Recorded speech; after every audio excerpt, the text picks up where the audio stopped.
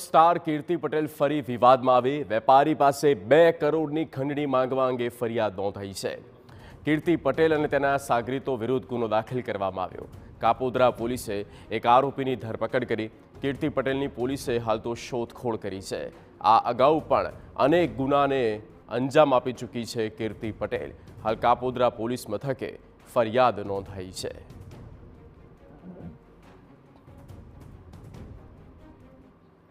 ફરિયાદીને ઝાંસામાં લેવા માટે આ કામના આરોપીએ ઝાકીર તથા કીર્તિ પટેલ જેઓ ઇન્સ્ટાગ્રામમાં અને સોશિયલ મીડિયામાં ખૂબ લાઈવ રહે છે તેઓનો સંપર્ક કરી ઝાકીરે જાહ્નવી નામની ઉર્ફે મનીષા ગોસ્વામી નામની એક છોકરી સાથે મેળાપીપણું રચી અને અન્ય પોતાના મળતિયાઓ સાથે મેળાપીપણું રચી ફરિયાદીને કોસંબડા ખાતે આવે સિલ્વર ફાર્મ હાઉસ ખાતે બોલાવી તેઓને દારૂ પીવડાવી અને તેઓના હિડન કેમેરાથી ફોટા તથા વિડીયો ઉતારી તેઓને ધમકી આપી સમાધાન કરવા તેમજ 2 કરોડ રૂપિયા આપવા માટે ધમકી આપતા હોય